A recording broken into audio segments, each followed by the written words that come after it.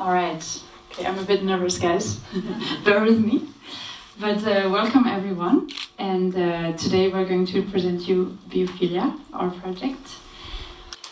And then when I came to Macedonia a year ago and I was asked to do a project for my community, one of the first things that came to my mind was this reconnection to nature and how nature can help us mentally, emotionally and physically.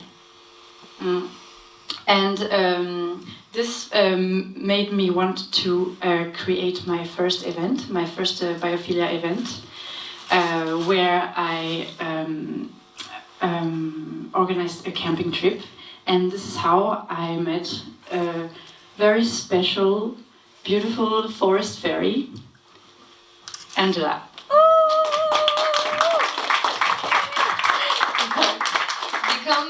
Before to become a forest fairy, I was a Parisian girl. So my name is Angela. I was born and raised almost all my life in Paris. 2 years ago, I went in Denmark for studying science. And to me, nature was this. This is a tree in a concrete jail in Paris. Yeah. So yeah, when I came in Denmark, I met amazing people, really international. And the problem with international people is at one point they are going back to their country. So it was really hard for me to find a stable friend community. And one day I was having no plan for the weekend, and I went on Facebook and I saw an event proposing a nature trip. And I went there. I knew no one. I had no bags, no shoes, nothing to be ready for the camp in nature, but I just went. And actually it was one of my best weekends.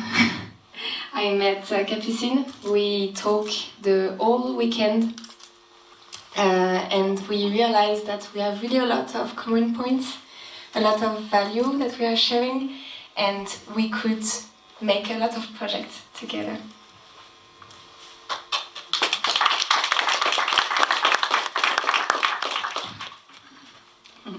I have some really funny anecdotes about the first trip, so feel free to ask later. Okay, so what is biophilia? First of all, the word biophilia, it comes from Greek. So bio means life and philia means love. So it literally means the love of life. But not love of life like I love life, but life as living organisms. So love of all kinds of type of life in nature. And it describes the need of like us human beings to connect and have connections with other types of life in nature. So what do? We are a community of international people in Aarhus who gather in nature, and according to the seasons we do different kinds of activities. So let's talk about the outcomes. Outcomes of the project on the personal level, for the community and for the city. So on the personal level, overall, I would just say that this totally changed my life. It made me feel connected. I made incredible, beautiful friendships. I reconnected with nature, with animals. I feel so much better overall in my life. And I became a warrior. Developed some nature skills. So we learned how to use an axe and make a fire, and you know, all of these survival skills. I also I also bought a full equipment to camp in nature. Yes, and so for the community, there's some, because the people, they really spend a lot of time together. It's not just for an afternoon or a few hours, like we actually spend the full weekend together. So we really get the time to meet and connect and know each other. And this led to many subgroups and sub-communities. So we created a lot of clubs. So for example, a barefoot running club, a meditation club, a singing club, a swap language club. So, so that just shows how it had a big impact on our community and especially for internationals to integrate in Denmark. So, last but not least, and this is really important, there was a huge impact and something that happened while we had a conversation around the fire. One time, we realized we had a common desire of and passion for nature and a common desire of bringing nature back to the city. And this is how we created REWILD. So REWILD is a non-profit organization that we created a few months ago. And our idea is to help biodiversity and protect life and bring back more life into the city. So we created some shelters for the insects. So this is like a small insect hotel. And we planted some flowers, wildflowers, to provide food for the insects. This is a very good example. You will be proud of us, Nera. This is a very good example of repurposing and thinking out of the box, because we used some old drawers that we found in the street to plant some flowers.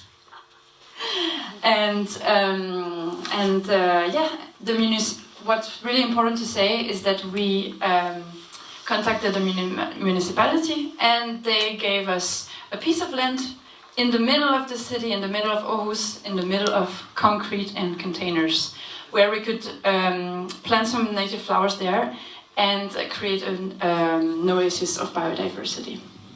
So for the Earth Day, we created a big event. There were 30 people who came to plant seeds with us. And a lot of people we met through Biophilia. So if you want to know more and follow us on Instagram, we are posting a lot of pictures to see a little bit what we are doing. We also have been interviewed during a podcast, so the link is in the presentation. And now I think we have still a little bit of time to ask a question. No more time. Out of time now. Man, long time ago. Sorry.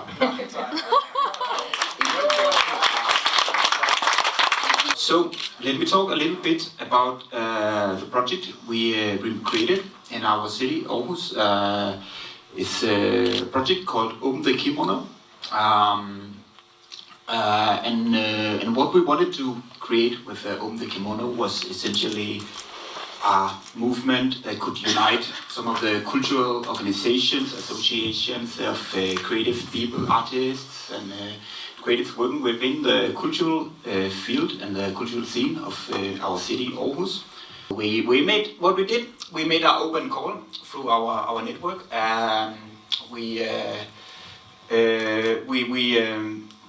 It was me and Javier, who wasn't here at the beginning. We created this open call for all of the friends of ours that we've been talking with, that we know had been interested in this. There's been a lot of talk about it, so we know there was a lot of interest in creating this project. And we got together and we united under the name Open the Kimono. Which is our sentence that is actually borrowed from Silicon Valley. It means to kind of opening the kimono means basically to share the data that you have. So be transparent. Exactly. You get naked. What we did was we actually eventually turned into our cultural production platform for artistic, immersive experiences, utilizing immersive performance and technology into creating new concepts of art and storytelling. So we and while also we had a collaboration with some local politician in order to provide us some funding for the prototype of the projects we did, because we were developing. So we made the first project we did was our exhibition, an immersive art experience called Collective Mindspace. And I think Lilla can tell more. The first project that Jonatan just started to talk about was the Collective Mindspace, and we made this installation about. Can you go back? Yes. So it was an installation basically designed for people to reflect on the lockdown of like COVID lockdown, how their experiences were, and they would share what kind of things they lost and gained with the lockdown. So we made this walk-in installation. You can go ahead. So we designed this walk-in installation. You can go like faster because there's just pictures. Okay, so this is how it looked, and we got many like very intimate personal experiences shared, which was actually pretty impressive result and mind-blowing. But also many common experiences, like a lot of people experienced similar losses and gains, which was like making us emotional. And yeah, you can see some examples if you forward. I lost faith, patience, and such, and you can go. A chance to stop feeling guilty for taking a break. That's, I think, it was I gained. Okay. So basically, this was our first project. The second project came with a virtual residency. We applied for a virtual residency with a really famous Spanish theater company, like Catalonian, actually, called La Furia de los Baos, and they provided us, they are like making interactive theater, and they developed an application called Calliope, and they made this virtual residency where applicants or like participants can have access to their application for half a year. And we won this application, and it's a smartphone app with which you can include the audience in a performance act. So basically, what we thought to do with this, make a huge experience or design a huge experience in Aarhus, which is called Hope. Go back, please. Immersive, which is an immersive experience with the incentive of exploring hope, and we actually planned a series of experiences with the same topic, but COVID lockdown and limitation of people that can meet up was making it really hard.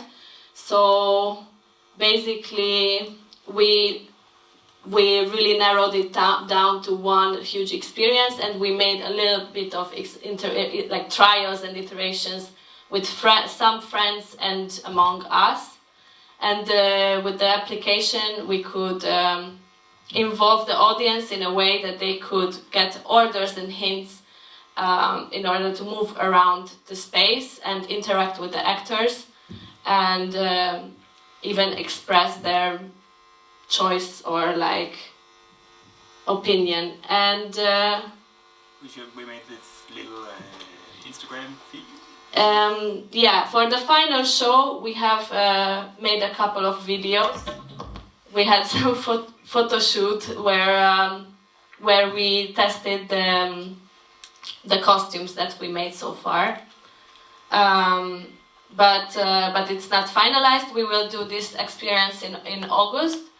And yeah, we are planning a night experience where we will have costumes with lighting in it, and basically it's a narrative that goes around saving the world from the villain shadow of greed, and the audience will have to basically bring back hope to the world.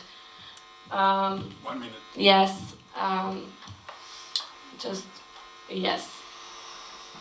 So basically, this is how we planned the final show. We mapped out the space where we're gonna do it. We are in the process of making costumes, and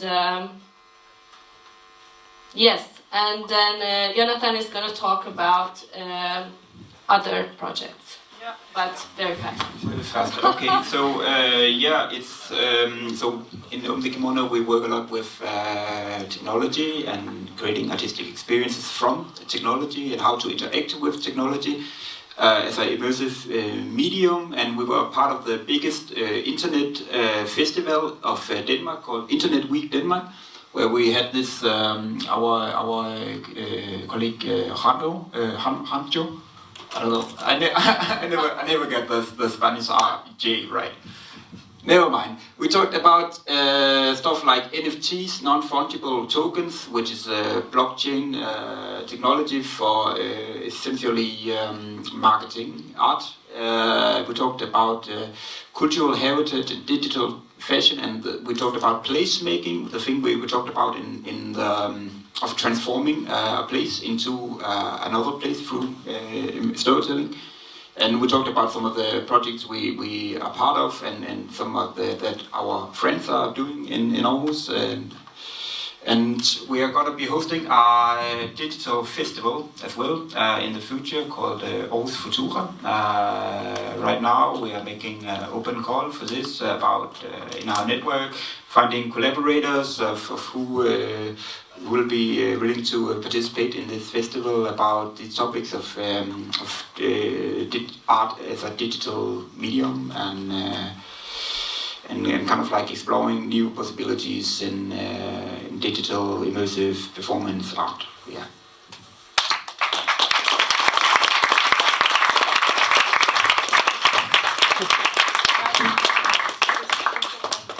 So my story, how I got into this project, comes to prehistory of dumpster diving. When I first came to Denmark in 2016, I discovered what is behind the supermarket, what sort of abundance is there. My first finds of 200 Snickers and Mars candy bars just blew my mind. It was just living a dream.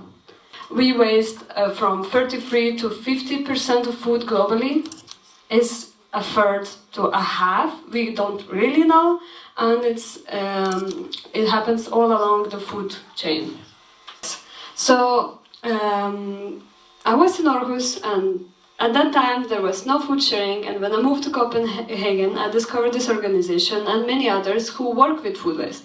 And they would pick up a full van of food, and every day, 3 times a week, they would feed 300 people with 2 full bags of food. And I was wondering why there's no such thing in Aarhus.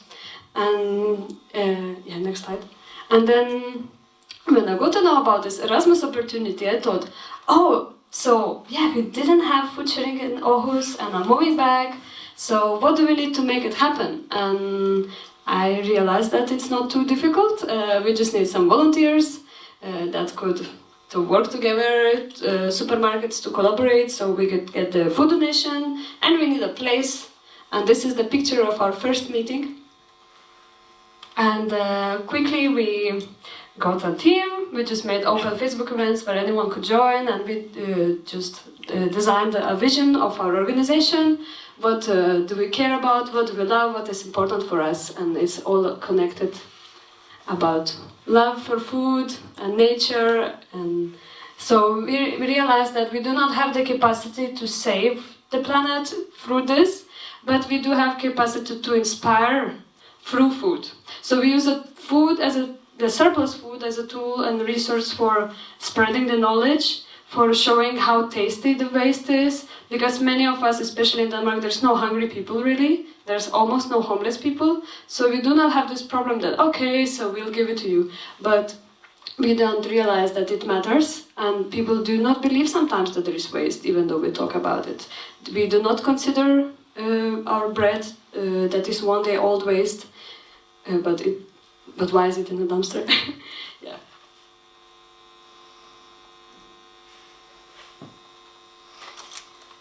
Yes, and it was easy in Denmark. It's very nice. You can just log in online and sign in a new volunteer association. There's no bureaucracy in there. But what was difficult is to get a bank account. They have a more strict laws around that since 2 years ago. So yeah, it was pretty smooth, the journey. In May, yeah, we got a space. So we have meetings at this place called Café Melanfolk. It's an NGO. They use all the profits to fund nice charities. They fund a lot of projects in Palestine. They also have other cafes around the world, one in Palestine, one in Copenhagen. And they allow us to have a room there. We can meet anytime, and we can use their bike and anything. Yeah, for events. yes, and we already 1 month after, we just got a first store collaboration, and then. And that cafe got us a fridge. We were first, we had the plan of giving the food away like hand to hand, but because of the corona, we needed a place to store the food. We couldn't just touch people. And the cafe had an extra fridge, and they gave us a fridge, and we can have it there, running every time, all the time, and yeah, it's working there.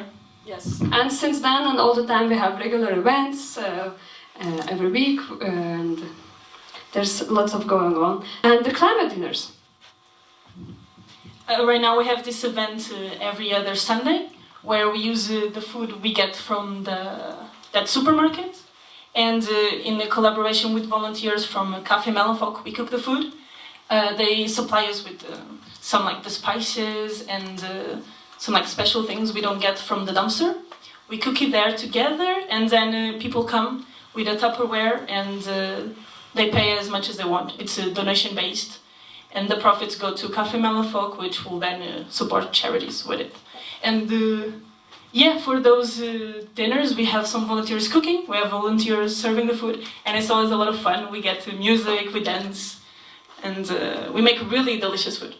And there's a list of several things we funded, as well as we provided food for one arts organization for their weekly dinners for half a year, and we discussed future of food. And there's also, we also got into the podcast of C-Cube. Check it out. And as well, many researchers from universities and journalism students also have been contacting us. And there's some more thought for food for thought, that 1/3 of the food is wasted and it wants to be eaten. And it was very interesting to learn from other organizations. This is one in Amsterdam, sharing firstly a quiz. Is food waste included in SDG goals? And actually it's not, they only want to halve the food waste on the consumer and retailer levels, but not completely to eliminate it. And we think we must target the problem at the root. Yeah, so the second project, as those of you who were here last year know, last year was also Javier here. He could not be here today. Instead we have the lovely lady, Karina. Yeah, let's just talk about this project that we made. It's called the New Creative Tenants. So what we did was we created a series of workshops in order to make the foundation for bringing together different disciplines. Like some people were videographers, some people were working with theater, some people were like specialists in topics like body consent, because it's also these are all topics that relate a lot to the idea of essentially being homeless. This idea that you have a certain body image if if you are homeless, you identify yourself in your body image as a homeless person. So we were bringing all these different fields, and we were creating through a process of design thinking. We were designing workshops essentially to kind of like bring this multidisciplinary approach to creating a community in Ugoho that could accommodate these new tenants. So it was not the new creative tenants. It means not just bringing the tenants that are going to live in the house, but it also meant to bring all the cultural organizations and actors and persons and individuals that would create the community for these people. So what we wanted to do was to bring them into the house. So we made a collaboration with, and as you can see, we use these design thinking tools about kind of essentially mind mapping all persons. These are just some examples. We created a lot of these mind maps, just basically showing like what is the skills, what is their associations, what are their projects, what do they do, and in order to kind of like map out the communities. This was our this was very much our idea also, to create a mapping tool, so you could kind of like map out the entire community, cultural community of Ugoho. And so you have very easy access if you are coming as an outsider, or if you are coming as one of the new tenants that are going to live there. You know exactly who everybody is and how to essentially integrate into the cultural kind of like community or ecosystem. And we did a lot of these workshops, and it ended up with a one-day festival called Welcome Taste Fest, what WTF. And yeah, as you can see, it was a one-day event. It started out having, so there was two parts of it. One in the early, it was more about kind of like workshop format. So we made a lot of workshops about kind of essentially how to communicate the storytelling of these homeless people, because in order for them to be probably included in the house, we felt it was necessary for them to also have a possibility to creatively conduct storytelling of their own experiences, of their life, who they were as people, essentially, because so yeah, to limit this alienation that you could have. So we were bringing a lot of multidisciplinary. You can just go ahead. There's just a lot of pictures from this way, so you can see here was some of the workshops we did. This was particular. These two people are the leaders of the house Ugoho, the two ladies on the right corner. And this was an effort to essentially chart out, like physically mapping the house, so we would understand more what kind of organizations was inside the house, and what people and what projects and what new projects and what old projects. And this is one of the workshops. We had a lot of these workshops all day. Yeah, just put the next slide. And here you see more pictures. And yeah, it was a good time for sure. This was more about the mapping workshop, and yeah, just put the next one. And yeah, we also were kind of like we were doing a lot of stuff, a lot of different workshops. So this was just a guided tour around the house, essentially. So we would go around and we would meet up with the different associations in the house. We would do different workshops within. Yeah. So Hi.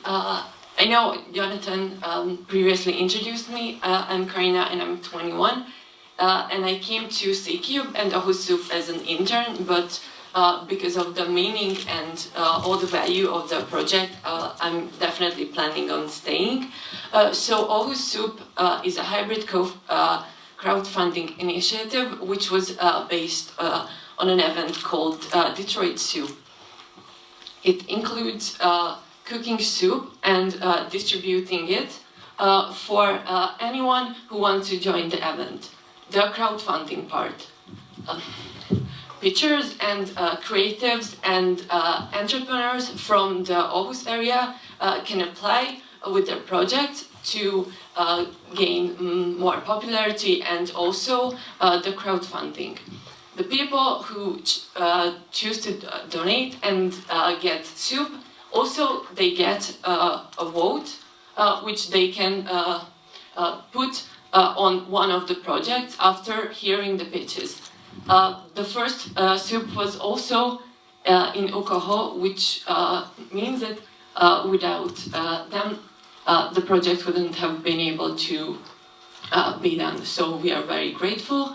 And there were a lot of problems with COVID, but the team tackled everything, and hopefully we're going to have our first in-person soup in June, because only the pitchers and the organizers could be in person, and the main goal of this event would be bringing the community together, as well as introducing new entrepreneurs and new creatives to the Aarhus community. We had 3 live streams, 3 live streams.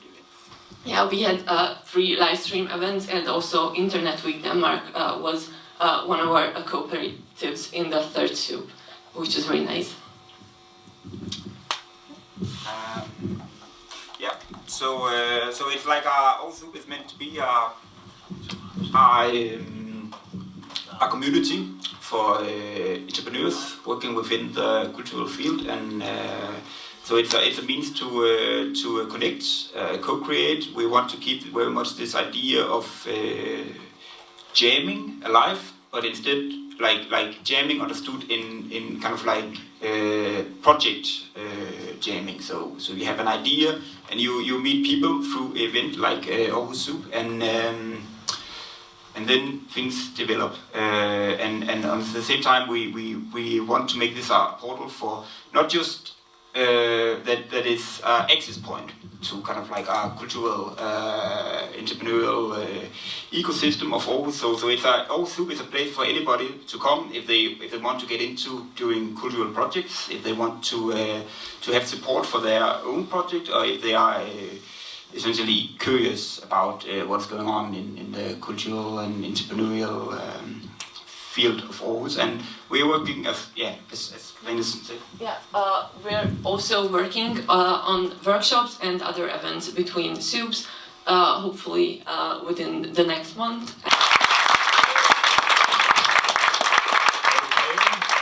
And now we go to Denmark, to Aarhus, where the next project, the Solitude Chai Bar, should be online, should deep sync Parvana. So let's see if everything is functioning.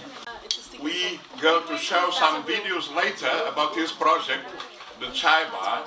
They could not come because they are preparing a festival next week, like they did last year, so they could not be here because the festival is 4 days festival.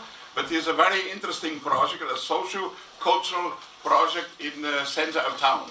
So yeah, you will see the videos because I make a lot of videos of the festival last year, so you get an idea of what is the project plus other things. Plus you also can read about their own page, what they do and so on, so we do it that way. So we should say goodbye to the shoot. Sorry, interrupting 1 second, because now the connection is there. But yeah, see the film, because the film also very much shows what we try to do in terms of being a social space. Because I'm very inspired by social spaces in the south of Europe, but also in India, where I have my roots in terms of my parents.